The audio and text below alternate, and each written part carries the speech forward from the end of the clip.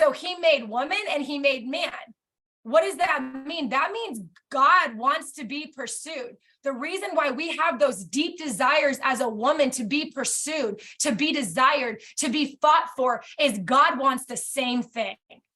He wants to be pursued. He wants to be fought for. He wants to be wanted. And we have to come out of agreement with these lies that I can't come to God. I'm not good enough. Right? I met with so many people this week where the biggest lie that's being broken right now is, if I don't do enough, I'm not good enough. That's a lie. That is a complete 100% lie. And it's based on a performance mindset. It's based on perfectionism. If I don't do enough, I'm not good enough.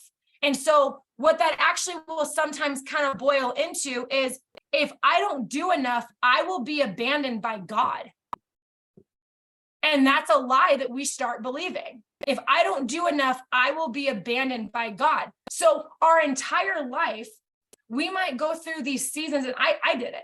I was crossing off the list. God, I'm going to church every day.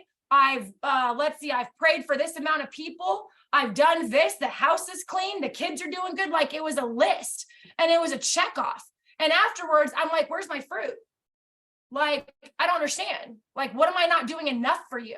I don't get it. And it was this chasing, and it was chasing of acceptance and chasing to be enough based on a lie of believing that if I don't do enough, I'm not good enough. And that's works, not worth. And I think that is one of the biggest things that people, while pursuing God, will struggle with before they hit that intimacy with the Lord fully. Is that if I don't do enough, I'm not good enough. And so God will put us in a position where we'll look around and be like, I don't understand. Like, and this is what's so sneaky about the enemy. If it's a spirit of rejection, like we've talked about, a spirit of rejection will put you in positions, in specific places, where it will try to prove to you, see, God's not talking to you. See, God won't say anything to you. See, God doesn't care about you. God doesn't love you. Where's your God? Where is he? Where is he? See, you're never going to be enough for God. And it will lie to you, and we'll believe it. Right? And so I'm actually really excited about this. What he wants me to share with you guys, and what he wants me to help you guys with, is affirmations, understanding God's plan, understanding going from hearing to knowing. See, I went a season where I heard God audibly every single day. Every single day in my journaling, I would write page after page after page after page. And then that season changed. And that season went from not hearing him at all.